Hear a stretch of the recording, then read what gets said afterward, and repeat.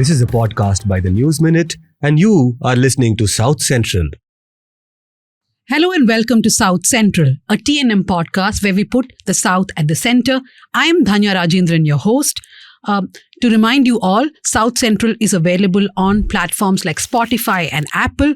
On Spotify, you can also watch the video. Remember, this is primarily a podcast, not a video cast, but do follow us on Spotify and Apple platforms. In this week's South Central, we'll first look at this discussion around increasing violence and violence in cinema. Is that really true? Are movies to be blamed alone for increasing violence? And second, we look at Indian cricket, the rise of hyper-nationalism, and the power of the BCCI. Let me introduce my co-panelist and guest today. Leena Raghunath, lawyer and journalist, joins us on the show. Hello, Dhanya. Co-host Pooja Prasanna, we have made her sit opposite me this time. Pooja Prasanna is a reporting head of the News Minute. Is this indicative of where we'll stand on the issues today, Dhanya? We are on the opposite side of the lines. I hope so, because we don't want to be an echo chamber, right? But I don't think we are going to disagree much on the topics. Joining us in the studio is Sharda Ugra, well-known journalist, a legend when it comes to covering sport in India, someone that we all look up to. Welcome, Sharda. Hi, Dhanya. As usual, absolutely over. Hello, everyone. I should have said more things, No, right? no, Yeah, please, that no. she's an icon. Please, She is an icon. Stop it. Okay. Joining us from Kerala is Dawn Palathara. Dawn is a young filmmaker, very important filmmaker. In fact, when the British Academy of Film and Television Arts, which is BAFTA, announced its list of breakthrough artists in 2023, Dawn's name was there amongst India's 10. Dawn has made very critically acclaimed movies, which have all opened up in various international film festivals. Thank you, Dawn, for joining South Central. Thank you, Dhanya. And joining us from Hague is Aysha Mahmood.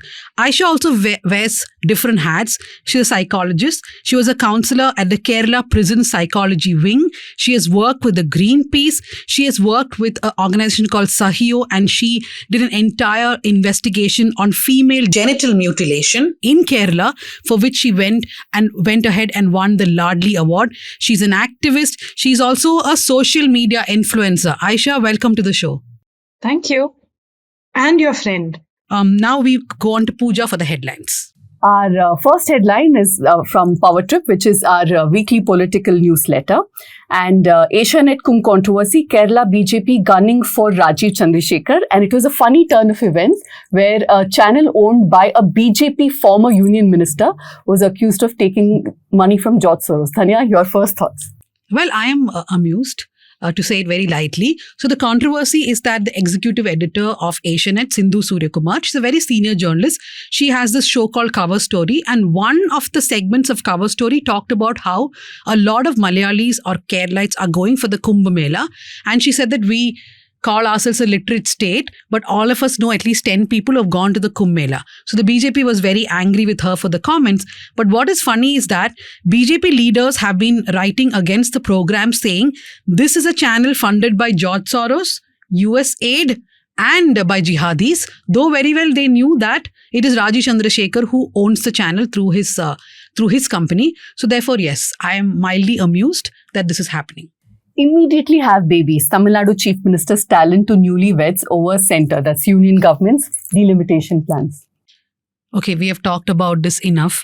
Chandrababu Naidu, MK Stalin, everybody is giving this advice. Though we know the politics behind it, we have clearly said that this is not the advice to go with. Yeah, and also how many people will have kids because Stalin said have kids, no? That too. Andhra Pradesh to host 3-day sports events for MLAs to ease assembly session stress. Dhanya, I think TNM needs something like this. Not cricket and all, please. Not sports. What are we having?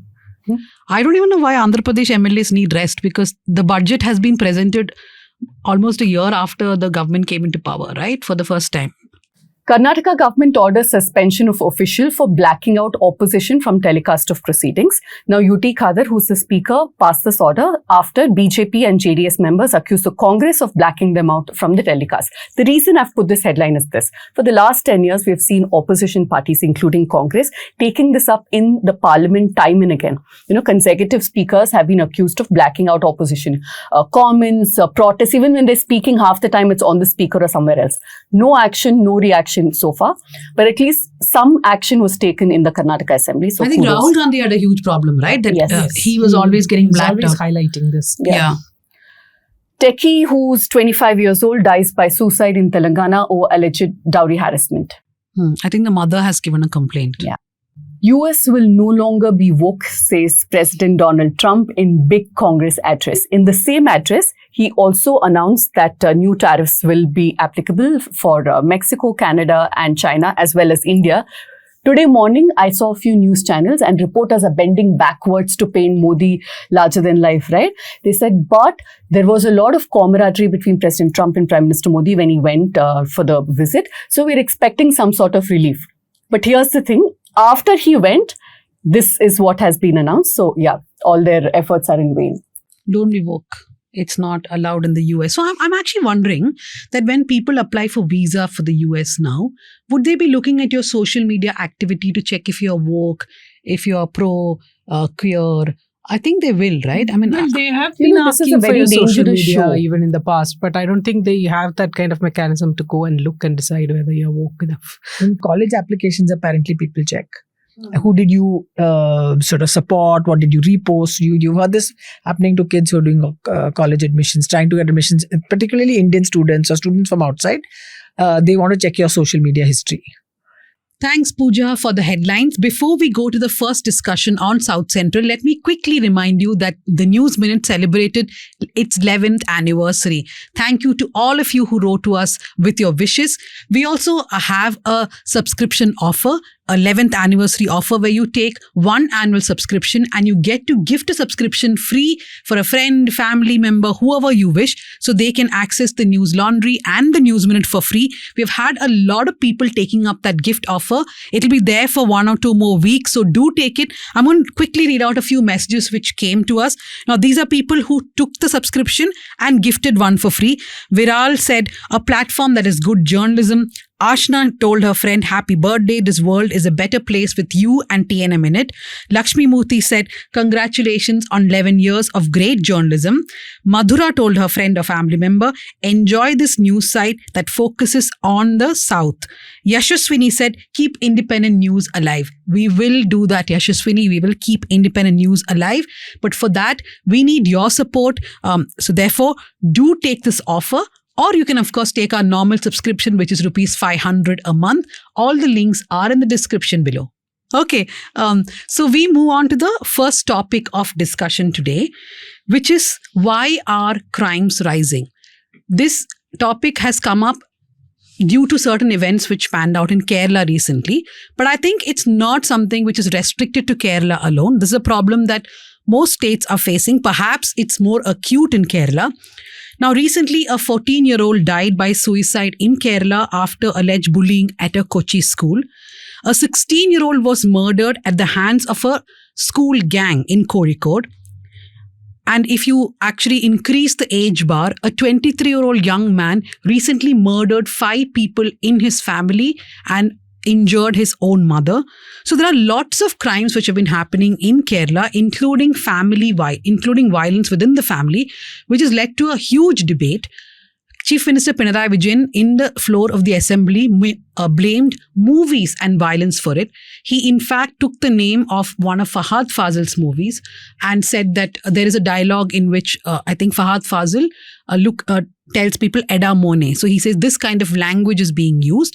So Pinarayi Vijayan tried to blame some of it on movies, but the opposition in Kerala, which is the BJP and the Congress, are saying that there is rampant drug usage in the state, especially amongst young people. Why is the government diverting attentions towards movies? So a huge conversation is taking place now as to, are our young people becoming more violent? And if they are becoming more violent, is it because of movies and many other things? I want to go to Dawn first. Dawn, a lot of opinions have come out in Kerala. There are people agreeing with this, not agreeing with it. Where do you stand? To start with, I would like to ask a question. Has violence really increased in Kerala? Because we see a lot of news, we see the media celebrating it a lot, but has it statistically increased? So because we saw that there were so many deaths at Kumbh Mela and all, but they are seldom discussed, and this especially the violence in and these incidents in Kerala and also in the recent past are being discussed more, and I'm wondering why. So that is my first concern. Then second of all,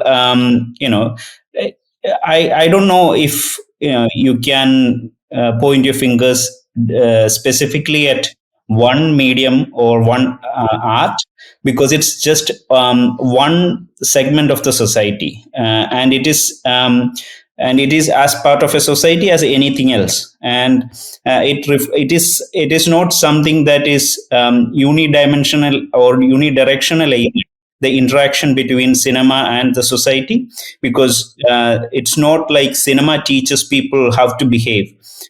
Because this discussion had come up earlier also on Twitter and all, and I saw someone mentioning that if that was the case, there are so many films that preach people how to live or how to lead the life, and then that should fix all the problems. That's not the case.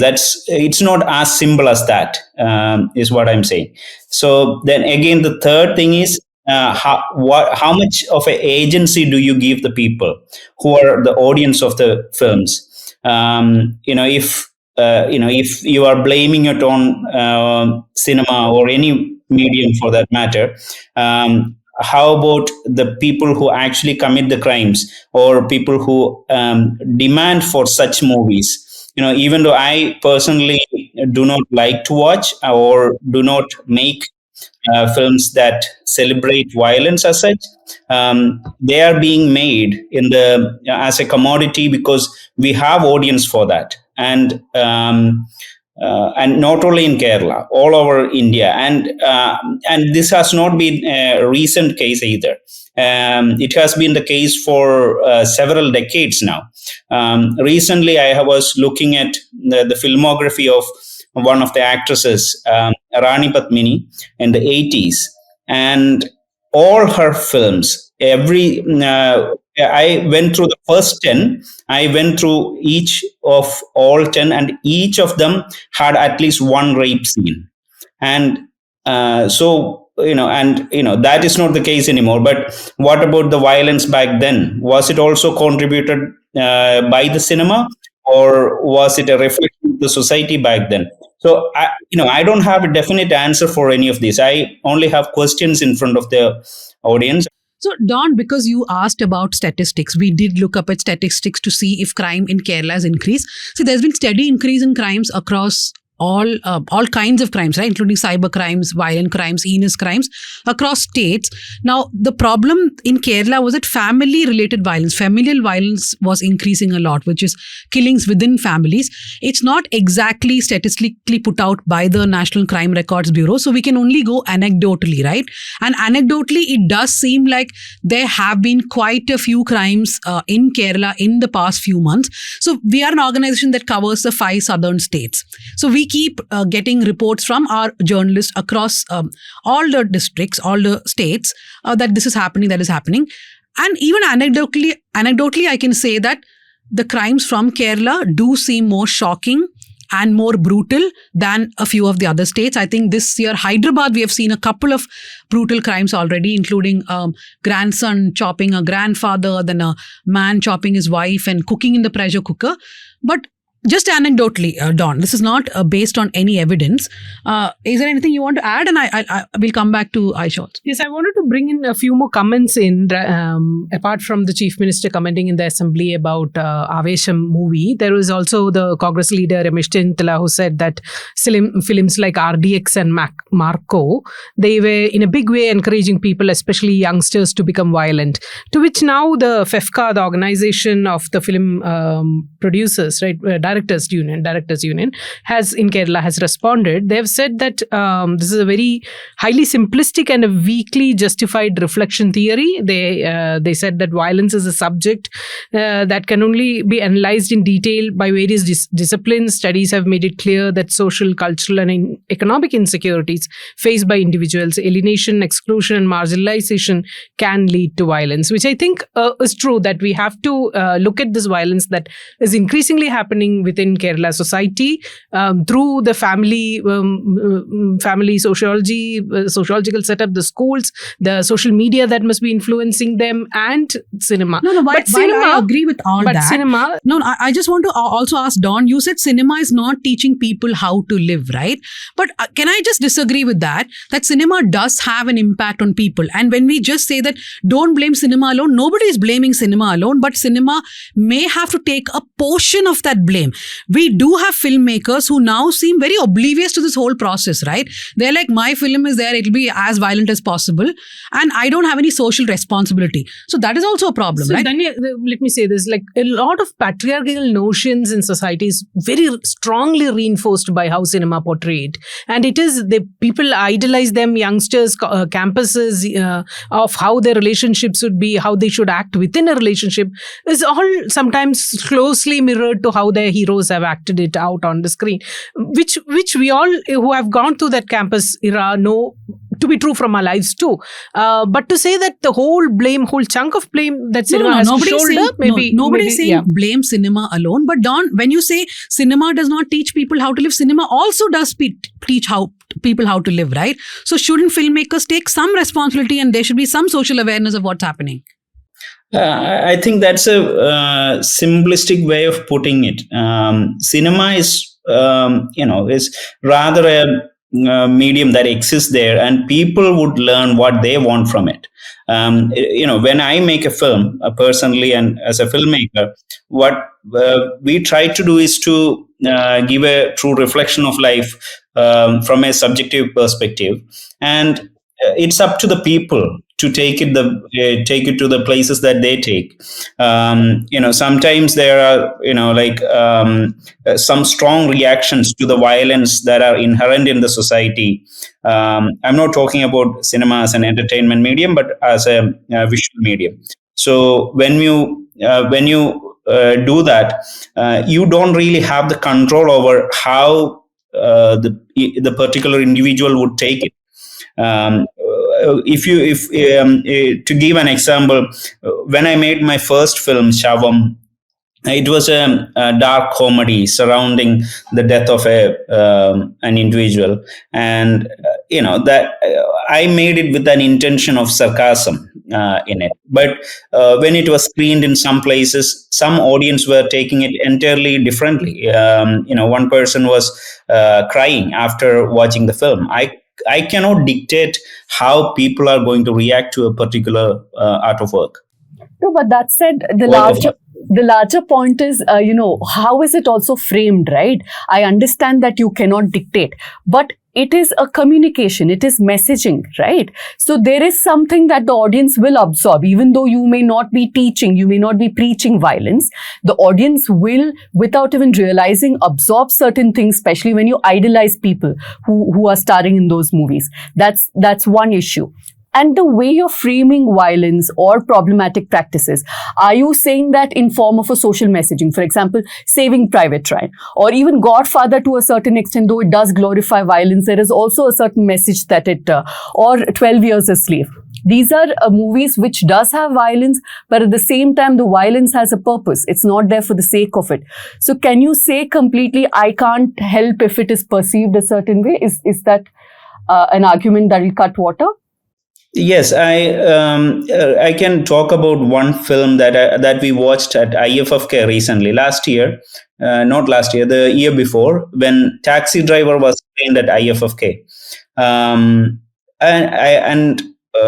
We have learned about that film. We have heard from Scorsese himself talking about the film and how it is, talking about violence and Ingmar Bergman has said very clearly that it is not a film that celebrates violence, but it's rather using violence to portray something else. And then when it was screened in Kerala, in front of the young audience of Kerala, they were celebrating every single scene of violence for the very wrong reasons. So, who can help it? And, who is responsible for that? Can you blame the cinema for it? Yeah, I think we can. No, I have something to say about this. So, we are completely taking out the biological factor, the social factor, the technological factor that has happened over let's say, the last 20 odd years. So there was this, I think one of the largest study that was done across Europe and America and a few Latin American countries. This was by, I don't know how many of you have come across, called The Anxious Generation. It's by this psychologist called Jonathan Haidt. So they did a study. He places this change of violence and this heightened violence and changes in children between, beginning of 2000 to 2015 is when he says there's been a rise in violence. There's been school shootings. There's been more there's been more anxiety, there's been more depression among children. And the study says that early puberty, which is between 9 and 15, is when neuroplasticity of the brain. Okay, that is when our idea of how to behave in the society, what are emotions, how to regulate your emotions, that's what you learn from the society. This has stopped with the coming of technology, right? You are no longer in the playground. You're no longer in an unsupervised play area where you're learning it, how mankind had evolved, where you fight, you sort it out, you take time, you move it around. That has stopped with the coming of technology. Our brain has been rewired to have instant justice, instant dopamine hits, instant, everything has become instant, right? And what children have access to now, unlike earlier movie going, when you had to wait till a Friday or a Sunday for your parents to take or for the next movie to come out, you watch the movie, you leave the movie in the theater and you come out and then it's still the next movie. You're just listening to the songs, you're just repeating stories, that's it. Unlike that, now you have thousands of hours of watching the same reels. It's glorified. You are watching reels. The violence is glorified. People are trying to create. The dub smash has come out. Then you're recreating it. You are becoming the character. You're celebrating it. There are umpteen number of interviews of the actors in their element as the character. They're discussing it. And I'm not going to talk just about movies, but thousands of hours of violence in all forms of arts. You look at news, cinema, video games, cartoons, memes, discussions, music. All of this has violence in it. All of this celebrates it. So when you look at the younger growing generation, what they're doing, instead of being out in the public where they are with friends, they are doing sports, team sports, or they're going out, they are in clubs, they're reading, whatever. Instead of arriving at conflict resolution by themselves, instead of understanding how society works or how society should work with empathy, the only thing, it's like a one-way traffic with what they're watching. Aysha, I just interrupt you 1 minute. So what I want to just pick up from this is that we had a discussion in office just before this show, and our young colleagues, I think neuroplasticity is still applicable to them. They were telling they're above 25, both of them. Okay. So they were saying that, the movie called Animal, which became very controversial, and even this Arjun Reddy, even now there are people who post reels where that music from that movie will be used, right? So there's a recollection which happens every day. Like Aysha says, you're not just watching a movie and going. And to dawn again, like for example, you did cite a lot of international movies which have had violence and how the audience takes it, right? But in India specifically, the criticism is arising because of, let's say, a movie like Marco, which I haven't watched, but I did ask the person in office who watched. Apparently there are scenes where it's just a villain and a hero, and the hero's family is eliminated by the villain. There's no like subtext, like for example John Wick has some class hero subtext. There's no subtext here. And there are scenes where there's a pregnant woman and they kick her so badly that the baby pops out. They take a kid and throw them from a top floor. They are smashing the kid's face. This is the kind of violence which has no context, right? And today, for example, while we are sitting, just 1 hour ago, the news came that the CBFC regional officer has said that Marco cannot be played out on television, and he's going to write to the union government saying, don't play on OTT.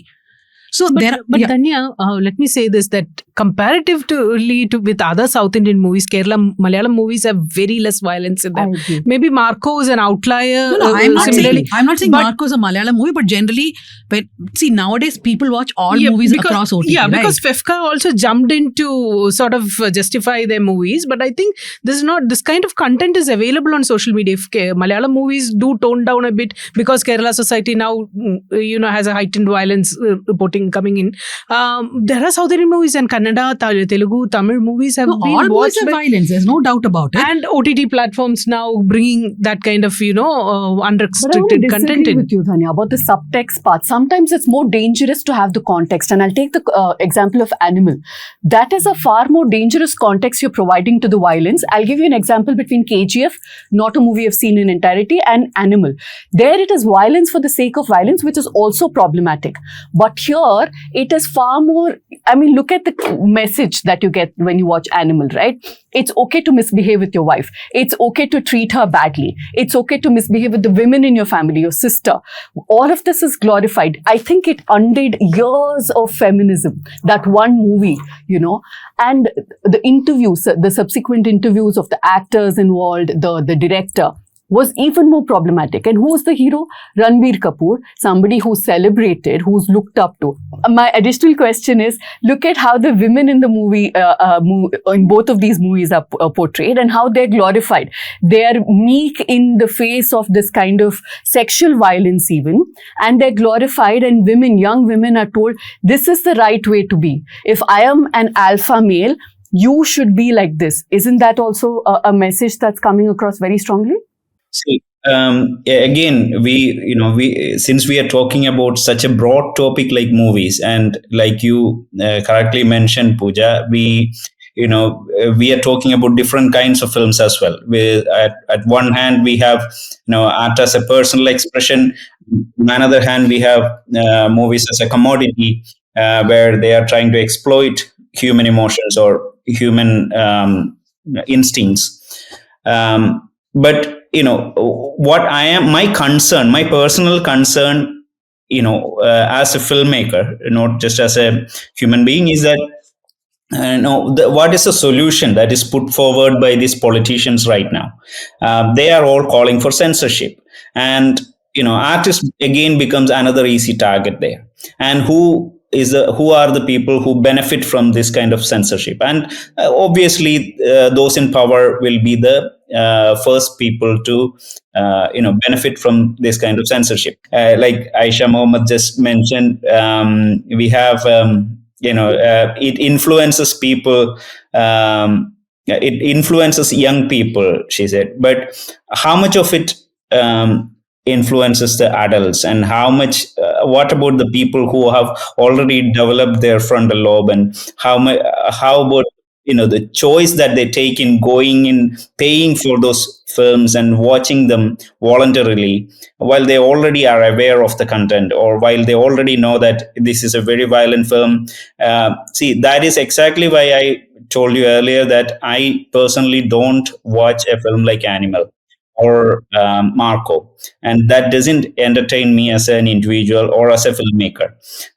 So I believe in certain kind of films, and I can be an advocate of only for that. But at the same time, any kind of censorship is going to put a blanket over all kinds of films, and that is going to affect how art is made and conceived in this society. Yesterday, a photo was circulating on social media of how Unni Mukundan was, displaying a picture of a little child watching and enjoying his film, apparently. And yeah, that is a very irresponsible behavior, is what I would say. That is where, people should think for themselves as parents, as individuals. They should decide what they should watch, rather than the state telling them what you should or not watch. Taking from Dawn's discussion, I think it is, while we have this essential discussion of glorified violence in movies, it cannot be pushed from the state to lead towards any kind of censorship. That is one important thing to keep in mind. And also, I feel that we are also playing to the same script that the government has put forward, which is to blame cinemas and look at not this violence holistically. Are we talking about the availability of drugs in the state that is making them, drugs are available across the country, and I don't think Kerala has any special edge on availability of drugs. But is that one reason? Is Kerala families having a certain kind of breakdown? Is there an absence of social media sensitization that should have happened? Is there an absence of counseling proper that is happening in school? So there is these different kind of interventions that we need when we are looking at such gruesome crimes in society, which I think the government is not talking about, and rather they're taking the easy route of blaming there is no cinema. doubt that cinema alone should not be blamed, or any medium alone. In fact, one of the reasons I called Aysha for this discussion, and I want to come to that quickly, Aysha, is that Aysha put out a status on Facebook, etc., which went viral, where she questioned the Kerala media for the kind of coverage that they were doing after these crimes, right? In fact, one of the murderers, the guy called Afan, who killed 5 of his family members, a television channel put his route map.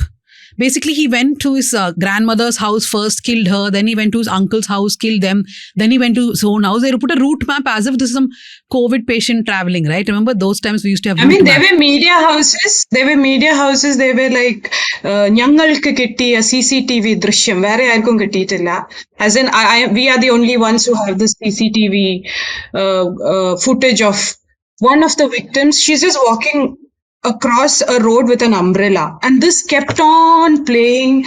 And then they're trying to read her body language, and they're wondering where she's going. Is she walking to this murderer? Is she walking away from him? Major discussions on 3 seconds of a clip, and then you have constant, I think, 48 hours of how he killed, what were the wounds he inflicted, there were voice notes of his leaking, there were social media pictures of him with his brother. They're interviewing anyone and everyone who's walked across him or met him or seen him across the road. And as a society, we don't need such information of a violent crime that has happened. And I was also talking about this thing called the vicarious trauma, or what we call second-hand stress. So this is something that I think media played a huge role in spreading across society, where we are not victims of the crime. We might be in another country, we might be far away, we are not in an immediate danger of the crime, but we are led through the entire trauma of the crime happening. Our body does not know that we are not in danger, but we are being fed that trauma. We don't know what to do with the stress. We don't know we are in stress, but we feel the stress. And this, again, it's like we have something called the empathy numbing, which all of us must have noticed, where now most of violent crimes, they don't really take us aback, or we don't feel very much affected by it. Like somebody was hacked to death. We are okay with it now. We are like, they were hacked to death, or they were shot to death, or run over. But now we need violence of another level to feel something or to write about it or talk about it. So Yeah, and this is carpet coverage. For example, story after story on some 8 to 9 news channels, right? Like one of this Afan murdered his younger brother, and I think his eye was injured. So one news story I saw, this eye was smashed. Why do I need to know that? I mean, I was actually discussing with Leena that sometimes you can have a certain crime stories covered in detail. Like for me as a journalist, I would do it if the person who's accused is powerful and has not been arrested, perhaps is absconding and the police not doing anything about it, right? What is Then the you detail? and That then is you keep the important. pressure up with lots of reporting. Here, the guy himself has gone and surrendered to the police. He's in jail. That's it. It's the end of the story, right? You report it once or twice and then you leave it. You perhaps look at reasons why, but the kind of coverage. So it's not just movies. What Aysha was making the point is that there's violence in everything, right? The media coverage, whether it's social media, what kids are looking at. again, in today's world, you don't need to go to the media to watch news anymore. You open your phone, there is like 10 news coming at you, whether it's WhatsApp, whether it's Facebook, Instagram, whatever social media app you open, the news hits you. You don't need to go chasing after. So you can say, stop watching the channel if it is affecting you. That it does not work like that anymore.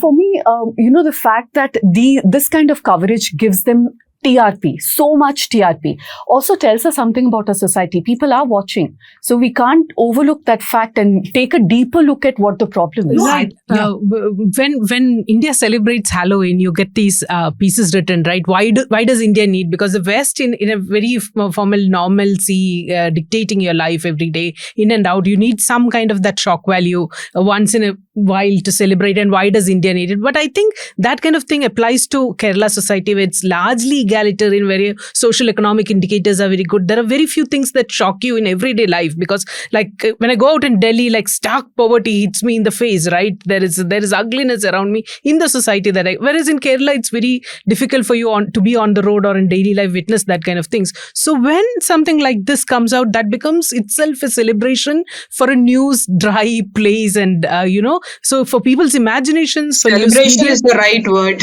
Yeah, they go over the top. Even the Wayanad landslides, the kind of reporting that it followed, of course, it's tragic, the environmental disaster that followed it and what we can do to, get over it has to be discussed. But the kind of tragedies being played out in this detail to, engrave it into human mind is something that Kerala news really, And I think Kerala especially has not had a break. I mean, the Kerala audience, right? While the hypocrisy of the audience, of course, has to be questioned, like what Don and Aysha, everybody said, okay, people can make movies, but you do make a choice of going and watching that, right? Marco became a much bigger hit when people started getting to know what kind of violence that movie propagated. So it's your choice that you went to that movie also. Therefore, the audience hypocrisy is there. But I feel Kerala has not had a break. For example, the landslide coverage.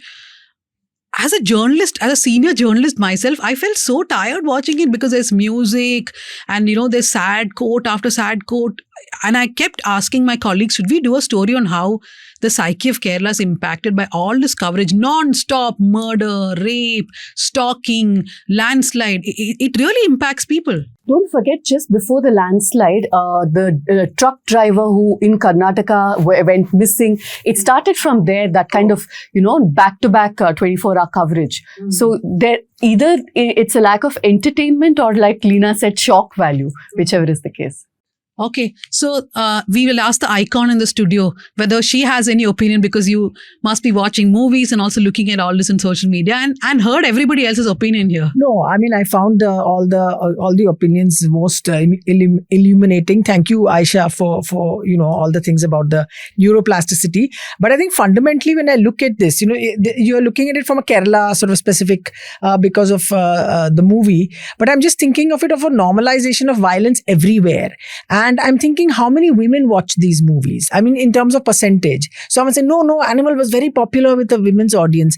And I said, beyond a point, I don't think, I myself can't stomach too much violence on TV. Everyone says, oh, Tarantino is a really great director. John Woo is fantastic. But I can't watch those movies. There's that scene, I can't remember, in one of those films where 2 hands are cut off and blood is spurting out. And I mean, it was gross. But of course, this is seen as cinema and art. So maybe it's a male and a female perspective of of what I see when I see sort of stories about violence like this. He's telling me the story of the Marco plots, and I'm feeling sick to my stomach. Marco apparently also kills 200 dogs in the movie. Oh like my he God. opens their jaw and kills And them. I'm saying, so Yeah. it's almost you're thinking that who are these guys who are making these movies? What does this say about the relationship between men and women, or male and female society in the country, not just Kerala, everywhere? So that's the kind of thing that I'm looking at. I mean, even the animal story, and I'm saying, like, who are you guys? How do you go home and sleep when you made a movie after you made a movie like that? Can we lastly not also overlook OTT's role in it? Because if you see, increasingly OTT shows are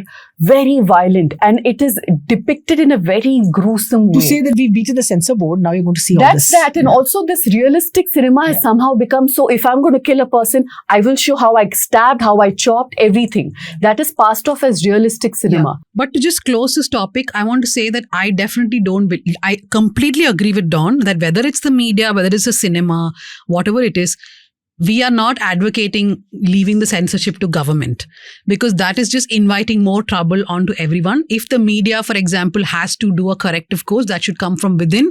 If cinema has to do it, it has to come from within. It has to be driven by people's criticism, right? But instead of people are going by millions to watch these movies or engaging with these news channels, nobody's going to change. So I'm sorry, the audience, but I'm putting a lot of onus on you. I have a little change of opinion based on that. I think censorship based on age.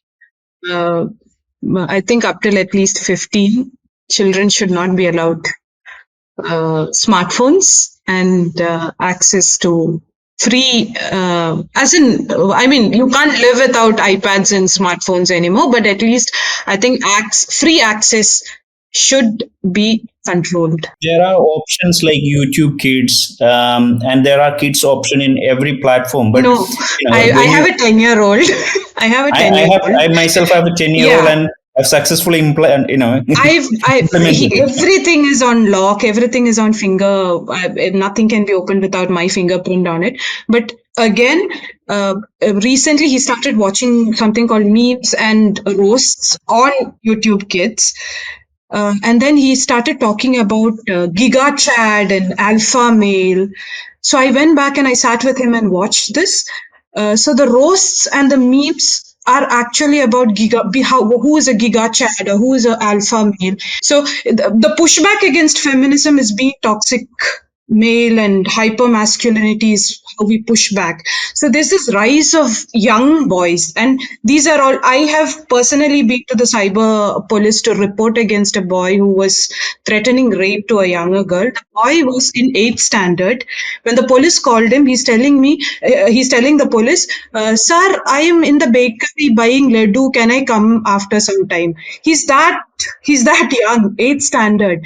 He's been threatening rape. He's been threatening to teach her a lesson so she leaves feminism behind. Okay, so anyway, to all those listening, what do you think of Aysha's suggestion that children below 15 should not be allowed to watch a lot of these things? Do write to us at southcentral@thenewsminute.com. So every week, South Central focuses on 2 topics. The first topic went on for quite some time, but the second one will also be very interesting. However, I'll not be fronting this since it's about cricket. That's something which I am not aware of at all. Therefore, I hand it over to Pooja. Yeah, I actually had to convince Tanya quite a bit to take up this topic, but I thought it's relevant because on Feb 23rd, in fact, we saw India come face to face with Pakistan. And I was pleasantly surprised to see celebrations in Pakistan, though they lost the match, especially after Virat Kohli hit that 4, which brought about his century, but also that was the shot that cost Pakistan the match. That notwithstanding, his fans, and he has quite a few, I learned recently in Pakistan, they were all celebrating in public, in large groups. And this brought about the question once again of nationalism and cricket, not just in India, but I think South Asia in general has had this problem, if you may, of linking national identity with cricket. It has happened in the past, but in the last 10 years, the change that we've seen is that has become hyper-nationalism, and it has also become state-backed, state-sponsors, where Muslim players are openly heckled by fans of cricket, not fans, their own fans. We've seen Jai Shri Ram being chanted in stadiums, especially when there are Muslim players in the vicinity. And Indian Muslims have been booked under sedition, either for celebrating where Pakistan has won matches, even if it's not against India, or they're perceived to be celebrating, even if they're not. So the larger question that we'll now today look at with Sharda Ugra is cricket just a political tool? Has it gotten too enmeshed with big business, because we know the kind of influence that BCCI and Indian cricket in general has? Has it gotten too enmeshed with national identity, hyper-nationalism, all of that? Where do you stand on that? It's interesting, Pooja, that you brought up the story of the Pakistani fans celebrating, and there was also another image that turned up on social media, which had a Pakistani fan wearing an India T-shirt and sitting and saying, "I'm watching Ashes in Lahore," which is Australia versus England, and somebody said, "Would this happen in India?" And of course, there was people jumped on and said, "Of course it would." We know that it'll happen in some segments of the country; it may not happen in others. So we're trying to tick the boxes and see what would happen. I think in India particularly, this sort of hyper-nationalism, this kind of jingoism around cricket has been deliberately amplified by the government, the government at the center, amplified by the broadcasters, that's Star Sport, to a point at which you want to vomit. Me, not everybody, just me. And also then again by the cricket sort of authorities and so on. But so you're seeing politics and market play together in the same sort of space. And speaking on behalf, it's a bit much, of Indian fans, I have to say that when you run into Indian fans in Bangalore particularly, they find this a bit unsavory. They're a little bit upset about it. I was in Sri Lanka watching India-Pakistan, because of course we cannot play in Pakistan. We were playing an Asia Cup match. Pakistan was hosting the Asia Cup. This was in 2023. I was in Sri Lanka watching the match between India and Pakistan, and they started playing this, it was the Jai Shri Ram from one of the movies that had just come out. They played that on the PA system, and we said, "What is this happening?" And the other thing that happened was that there was one segment of fans that was chanting Jai Shri Ram, but the others kept looking at them and say, "Who are these people and why are they doing this?" And so there is a sense of a lot of fans say, "Look, this is the last secular thing that is there in our country. Just leave it." But what's happened is, like one of the young YouTubers, Sham Singh Meena, I've forgotten, excuse me for not remembering his full name. He said that the BCCI has become an extension of the BJP. It's just a party unit. He said the BCCI is a party unit of the BJP, and that just set everything into context. And that's what happened over the last 4-5 years, which is how you're seeing this sort of hyper-amplification of everything. I have a doubt just as a viewer of this podcast. So are we saying, from whatever you said, are you saying that people are becoming hyper-national, but that's also a political thing, that it's not all watchers of cricket who are becoming hyper-national? Yeah. Pretty much. I would say there is a segment of people that go with this whole thing. When they wanted to change the uniform of the Indian cricket team to saffron, all orange, when they were going to play Pakistan in the World Cup match in October, November 23, one of the cricket people said to me, he said, Nike had this campaign which said bleed blue. And now what is going to happen to bleed blue if they're going to do this? It doesn't make sense. We are seeing like thousands and thousands of Indian fans wearing this blue t-shirt and coming to the ground. And now you're saying saffron. What sense does it make? So there is also there's a pushback against it, because they recognize it. It makes them uncomfortable. Players on the Indian team did not want, and members of sort of staff and so on, they did not want that change to happen. They pushed back against it under various ways.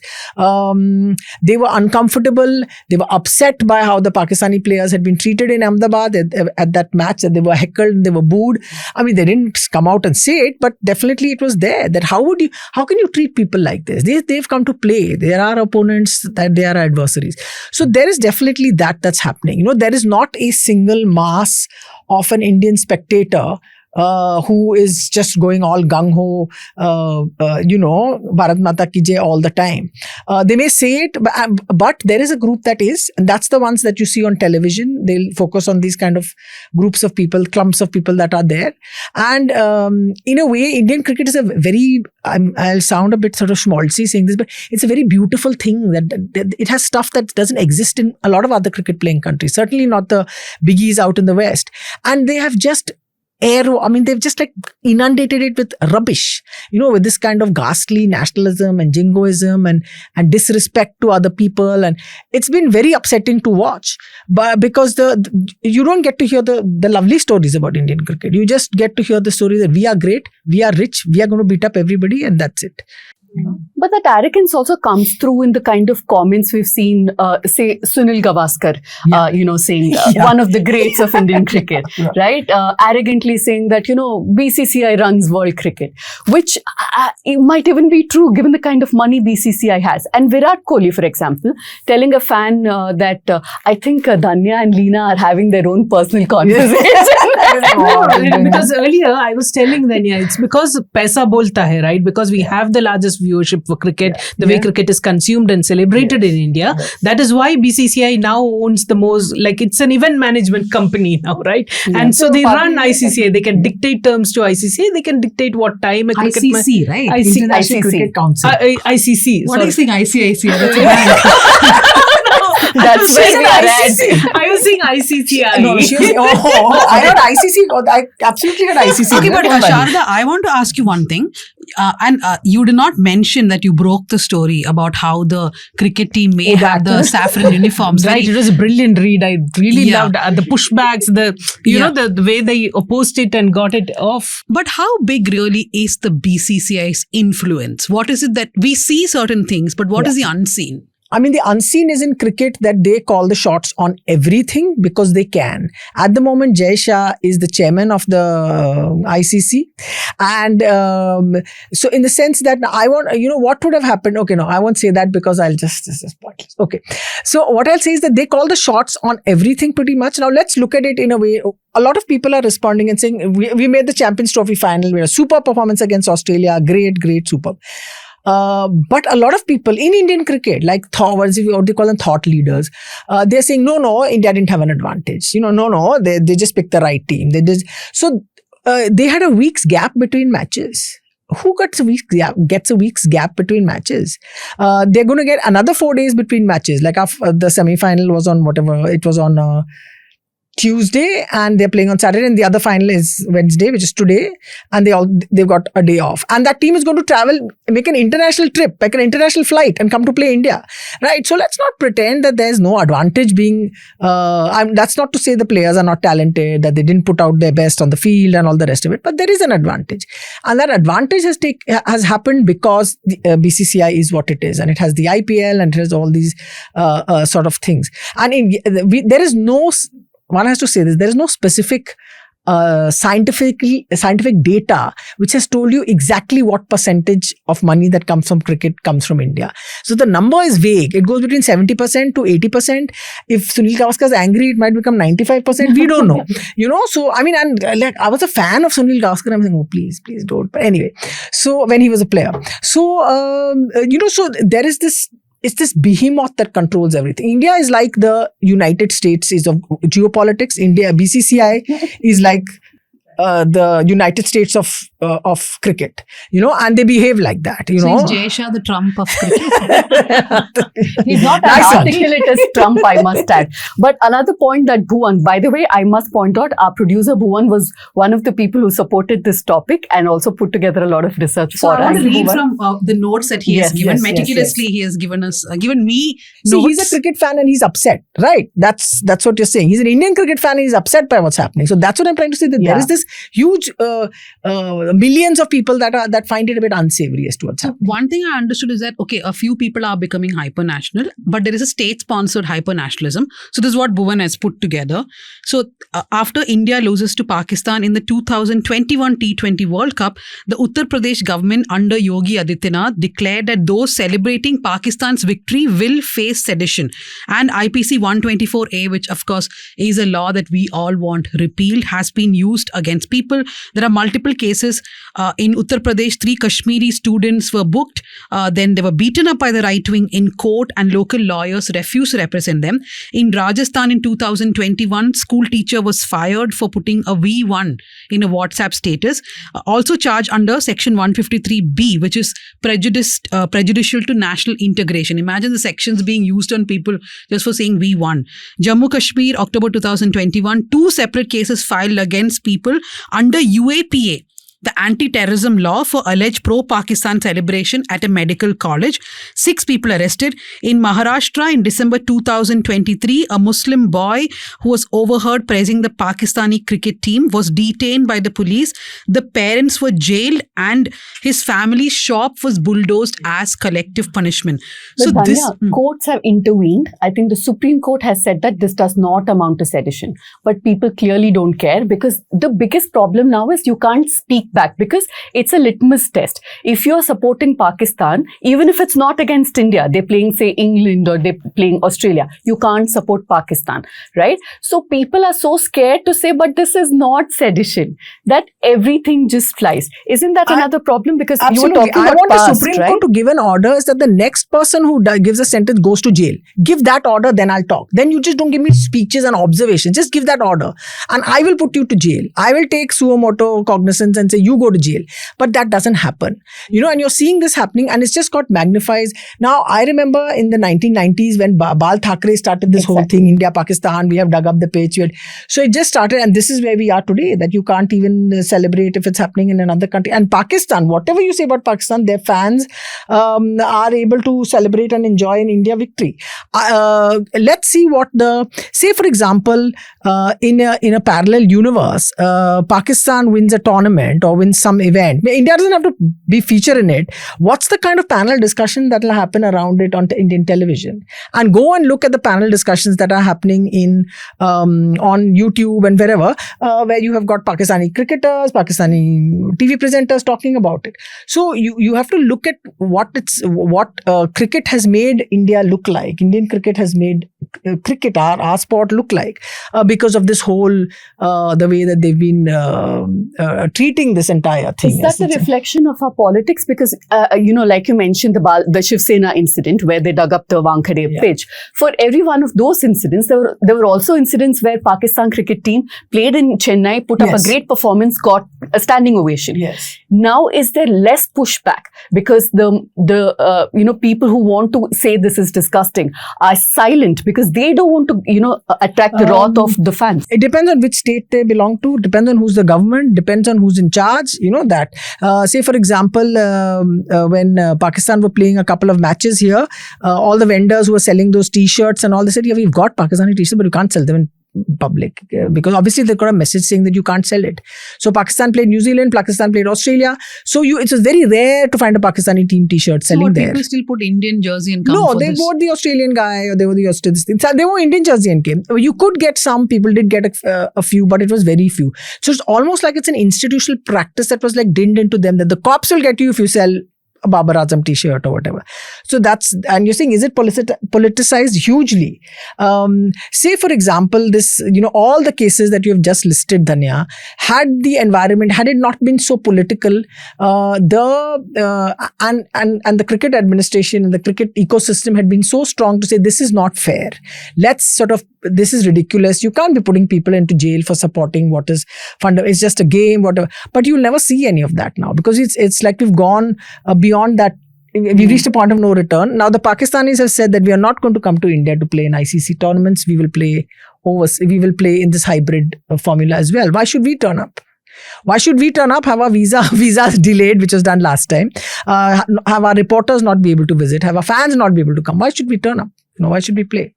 I mean, Congress too, when during the UPA time, they did put their people as cricket administrator. Sharad Pawar, Rajiv Shukla. Rajiv Shukla survives everything, every regime apparently. Again, BCCI has always had politicians involved of all political parties. What is happening in the BCCI? What has happened, say, over the last 5 years, if you're looking at maybe 2019 or 5 years, is that it's become controlled by a single party ideology sort of mission. It's become. Previously, it was not like that. Even cricket administrators will tell you that they always had politicians. There was Pawar, there was Jaitley, there was whoever else. I think Ranjit Biswal, all kinds of people were there. Farooq Abdullah, they were all involved in it. But it was literally that they protected their own little club, and this has now been taken over by a single party. And, a single party is the BJP, and their people are there in it. It's not to say that they're not lovers of cricket or whatever, but the World Cup, this 2023 World Cup was able to show us without any shred of doubt as to what cricket was going to be used as. And this whole thing of building up this hyper-national sort of team in collusion with the broadcasters, which was Star Sports at the time, now it's JioStar. That's what it was going to be. And this sort of, we are the greatest, and we are always going to win, and we are always going to be like this. That was part of their, it's part of their image building sort of exercise. I keep saying the Indian cricket spectator experience is the worst in the world. The worst. I mean, no spectator is treated so shabbily across the entire cricketing world than the Indian spectator at a ground in India. And we go overseas and we say, wow, this is how you can also live. So because they're there, because the game overrides everything, because they say, no, it's cricket, it'll get over it. And the other thing that's also there, that you don't hear voices in Indian cricket saying this, because it's like they all are inside this lovely golden cage and they don't get out because it's gold. They like the gold. So you're saying the pushback has to come from within? The players, the administrators? I would think so. I mean, I don't know where it'll come from, but they can lead it. But I don't know who will lead it, because money is money. No one's arguing with that kind of money. Yeah. So what I was told at one point by someone who works in the Indian team is that we play in more series around the world than everybody else does. We travel to many, many countries, because when India goes to play cricket in any other part of the world, that particular team's cricket board gets television rights revenue, because whoever is going to broadcast that thing knows that the Indian audience is going to watch. So so India goes to all these countries to play international cricket like largesse, like they are doing, I'm sorry, that's not fair. They go and play because they're told to go and play. It's like a schedule. But at the same time, what's happening, so that's how important they are. If they are angry with another board, they say, we're not coming. And you can bankrupt that board. If it's a small board, I'm not saying England, Australia, you can bankrupt that board by not turning up. And the fact that we've not gone to Pakistan, there's another story that, Indian cricket, without Indian cricket will not survive. Which I have to say that without Indian cricket will not survive with its $1 billion whatever. But I mean, the Pakistanis have spent the last 10 years on their own. It's not massive money. It's like the market will just readjust in its own way if it has to in this fictional scenario. If there was no Indian cricket, if we were excellent at football, say for example, but it would survive. It will just adjust itself because Pakistan has managed. It set up its own T20 league and all the rest of it.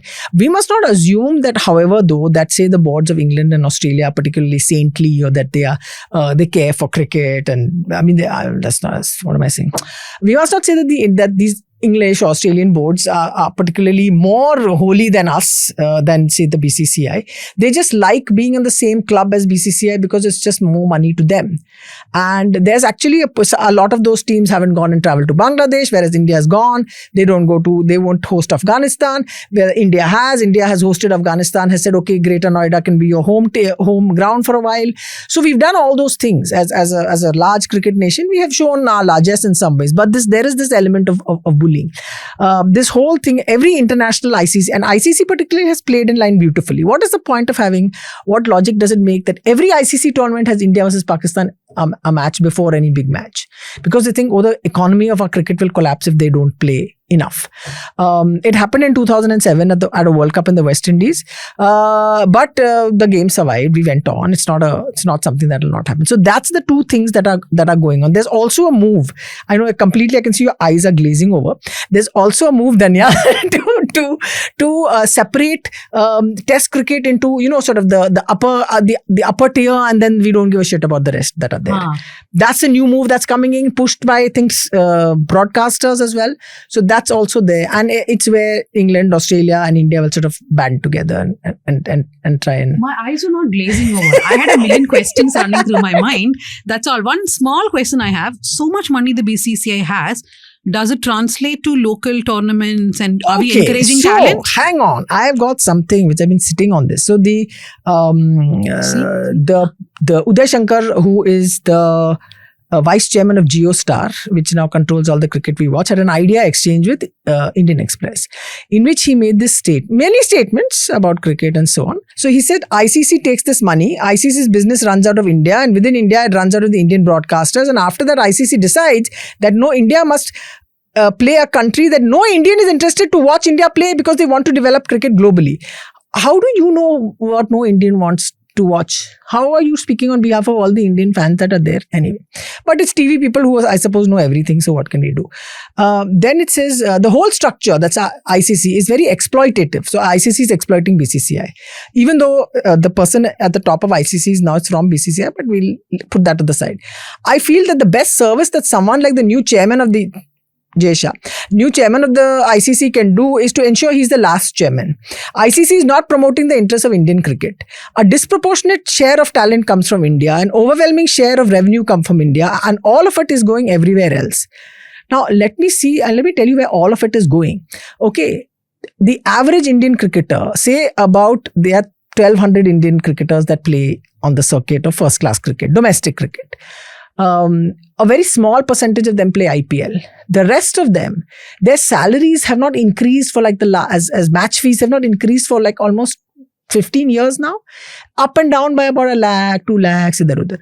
There's no structure to their payments. They are paid far less than what they should be paid in proportion with what the BCCI is earning. So when you hear stories like, you hear quotes like this about how the ICC is robbing India, it's like you want to laugh. You want to say, you're a TV guy. I'm sure you know more about these numbers than I do. Free to laugh. Yeah. This doesn't help Indian cricket. The ICC, International Olympic is getting excited about cricket. This is just a leakage for the money that could have stayed in the Indian ecosystem and benefited Indian players, all the Indian stakeholders. All the Indian players don't benefit from it. It's a very small section that benefits from it.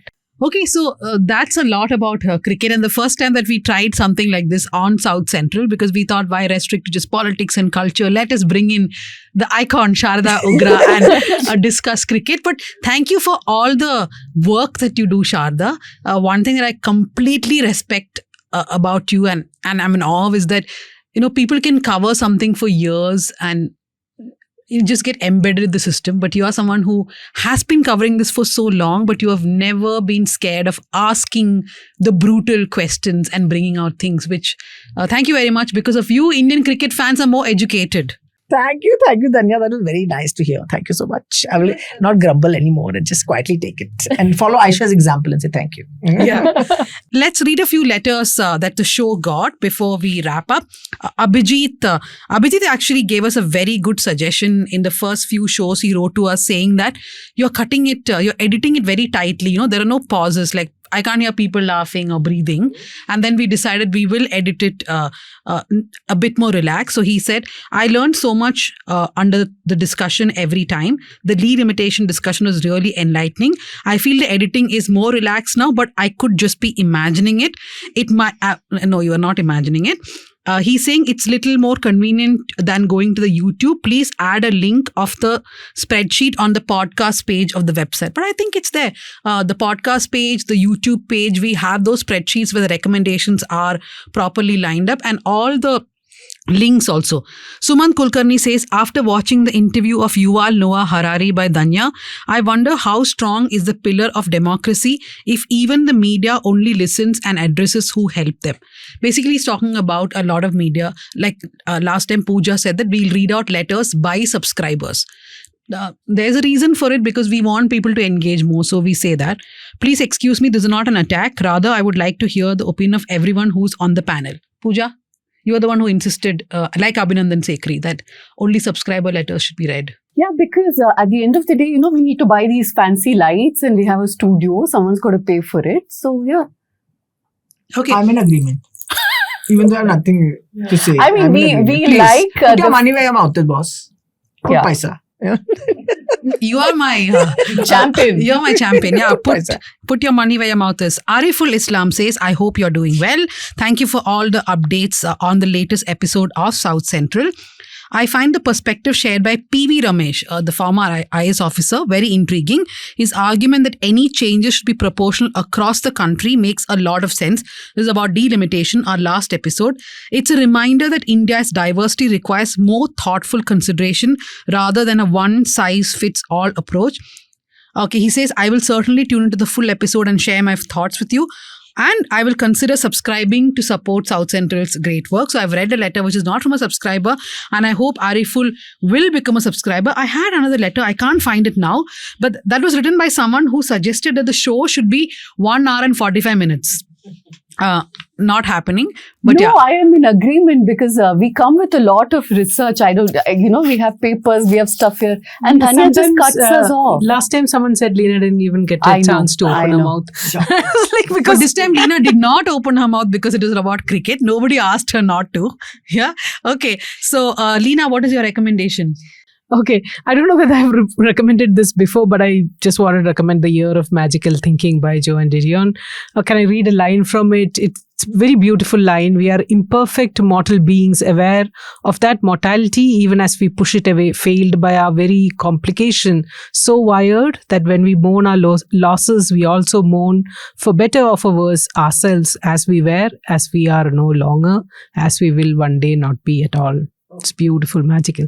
Okay, after what Lena said, I feel a bit embarrassed with my recommendation because it's a piece of crime fiction because I read a lot of it. This is the Hachette Book of Indian Detective Fiction, Volume 1 and 2, and they're stories from across the subcontinent. It's edited by Tarun Saint, if I pronounced the name correctly. If I haven't, please excuse me. Just some fantastic stories, some set in the future, some set in a parallel universe, some set, you have Satyajit Ray and you have Feluda and Vyomkesh Bakshi and all like a mix of things and women detectives, and it's great. They're sort of two volumes. I finished one, I'm on the second right now. Pooja? Okay, now I am ready with my recommendation. The first is a very short article, but it's a very important one. I'll put the link in the description. It's called 20 Lessons for Fighting Tyranny. Because a lot of people say, what can we do? We don't have time and all of that. So this is a very short step-by-step thing that you can do as common citizens to fight tyranny. It's from 22, but very relevant today. The second is a slightly longish book. Some might find it boring. I thought it's very educating. It's called The Brotherhood in Saffron, and it talks about certain people from the RSS and also right-wing. It's written by Walter Anderson and Sridhar Damle. There is a PDF of this online. I'll put that link in the description. Yeah, it's Karl Ove Knausgaard's book called Spring. It's almost like a personal memoir about his parenthood and his life as a partner to his wife. Okay, Aysha, what's your recommendation? So for the parents, I have this book called The Anxious Generation. It's by this psychologist called Jonathan Haidt. It's also called The Great Rewiring of Childhood. So Jonathan Haidt started studying psychology of politics, and then he ultimately leading to the study of effect of devices on children. And it's one of the most sought after, it's one of the most studied database book on what devices have done to childhood. A must read. And for children, I have three books. It's called Once Upon a Time Online.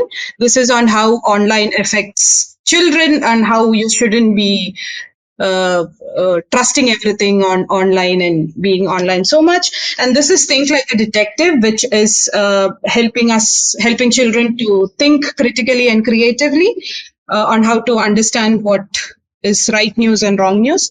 And this is Facts and Opinions uh, facts versus opinion versus robots. I made my child read this because he was trusting everything that he saw on YouTube.